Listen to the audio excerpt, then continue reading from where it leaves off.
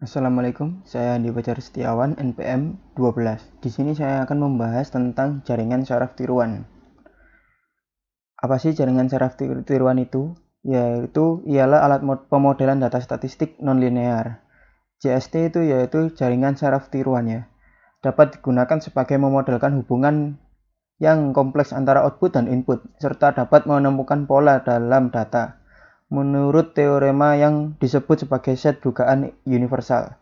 JST dengan minimum lapiran tersembunyi dengan fungsi aktivasi nonlinear dapat memodelkan semua fungsi yang diukur dari Borel maupun dari suatu dimensi ke dimensi lainnya. Di sini yaitu perbandingan jaringan saraf tiruan dengan konvensional. Jaringan saraf tiruan memiliki pendekatan yang berbeda untuk memecahkan masalah bila dibandingkan dengan sebuah komputer konvensional. Umumnya, komputer konvensional menggunakan pendekatan algoritma. Komputer konvensional menjalankan sekumpulan perintah untuk memecahkan masalah. Jika suatu perintah tidak diketahui oleh komputer konvensional, maka komputer konvensional tidak dapat memecahkan masalahnya. Sangat penting mengetahui bagaimana memecahkan suatu masalah pada komputer konvensional, di mana komputer konvensional akan sangat bermanfaat jika dapat melakukan sesuatu di mana penggunanya belum mengetahui bagaimana melakukannya.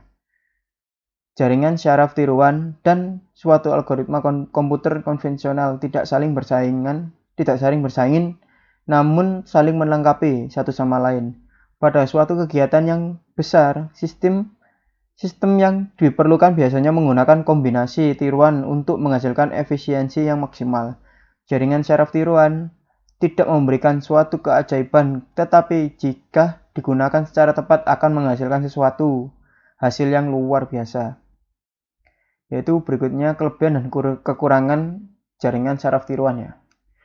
Untuk kelebihannya yaitu mampu mengakuisisi pengaturan waktu, belum ada kepastian. Mampu melakukan generalisasi dan ekstalasi dari suatu pola tertentu. JST mampu menciptakan suatu pola melalui self-organizing. Memiliki kemampuan perhitungan secara paralel yang membuat proses menjadi lebih singkat. Untuk kekurangan yaitu kurang mampu melakukan operasi numerik dengan presisi yang tinggi.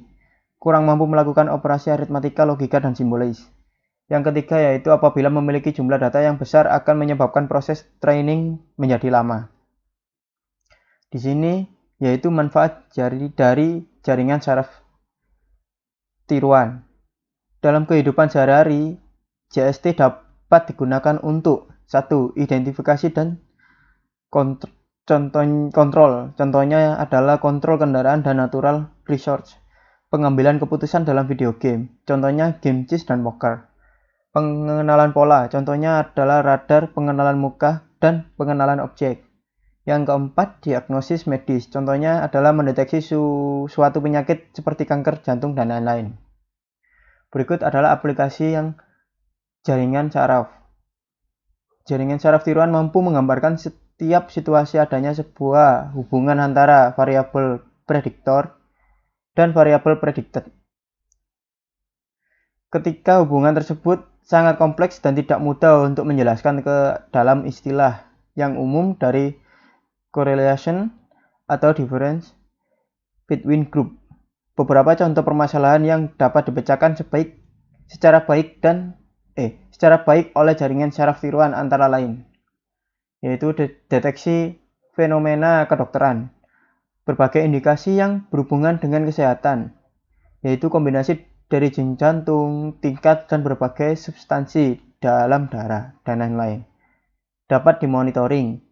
Serangan pada kondisi kesehatan tertentu dapat dihubungkan dengan perubahan kombinasi yang sangat kompleks, nonlinear, dan interaktif pada subset dari variabel. Dapat dimonitoring. Jaringan saraf tiruan telah digunakan untuk mengenali pola yang diperkirakan sehingga perlakuan yang tepat dapat dilakukan. Untuk mendeteksi golongan darah manusia. Dengan menggunakan pengolahan citra, manusia berusaha keras dengan segala kemampuannya untuk menirukan kesehatan yang mereka miliki. Misalnya seorang dokter dengan keahlian dapat membedakan golongan darah manusia antara A, B, AB, dan O. Dengan pendekatan kecerdasan buatan, manusia berusaha meniru bagaimana pola-pola dibentuk. Jaringan saraf tiruan telah dikembangkan sebagai generasi model matematik dari pembelajaran manusia. Berikut adalah contoh model arsitektur jaringan saraf tiruan. Nah, selanjutnya yaitu contoh implementasinya. Contoh ini itu seperti contoh dasarannya. Berdasarkan poin penting dalam JST pada ilustrasi di atas. Ilustrasi di atas tadi yaitu tadi arsitekturnya tadi. JST yang kita buat di atas terdiri dari satu layer input warna hijau dan satu layer output warna biru. Layer input kita terdiri dari 4 neuron disimbolkan dengan X dan layer output kita terdiri dari 3 neuron disimbolkan dengan Y. Layer input biasanya digunakan untuk menerima input berupa fitur suatu data. Sedangkan layer output biasanya mempresentasikan prediksi kelas dari data tersebut. Contoh datanya, misalkan diketahui sebuah data X memiliki fitur sebagai berikut. Nah, fitur 1 yaitu 1.0, fitur 2 2.0, fitur 3 0,5, fitur 4 2.0. Dan diketahui data tersebut termasuk pada kelas kedua. Jika data tersebut diinputkan ke dalam JST, maka kita bisa petakan fitur-fitur tersebut pada X, sehingga diperoleh X1 sama dengan 1.0, X2 sama dengan 2,0, X3 sama 0,5, X4 2,0. Sedangkan untuk kelas atau label, kita perlu mengubah bentuknya menjadi one hot encoding, yakni sebuah vektor yang semua isinya bernilai 0, kecuali pada kelasnya. Misalnya untuk data dengan 3 kelas.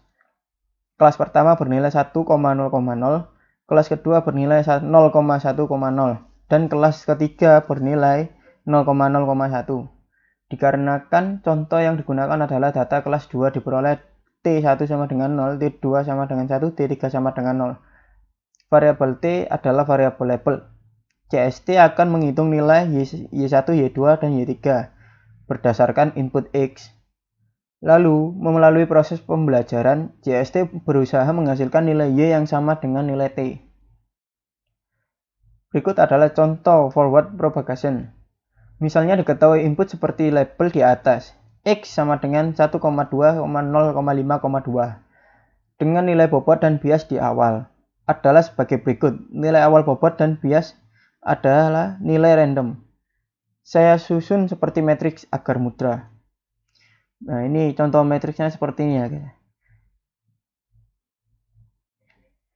Maka dapat kita hitung nilai Y1-nya. Nah, ini untuk perhitungannya Y1-nya. Yang diambil dari matriks yang tadi kita buat. Dengan cara perhitungan yang sama, dapat diperoleh juga nilai Y2 adalah 0,89 dan Y3-nya 0,96. Sampai sini, coba dipahami lagi prosesnya bagaimana bisa mendapatkan semua nilai Y-nya. Ini adalah pertanyaan untuk yang melihat videoku. Thank you. Terima kasih. Saya Andi Fajar Setiawan. Assalamualaikum warahmatullahi wabarakatuh.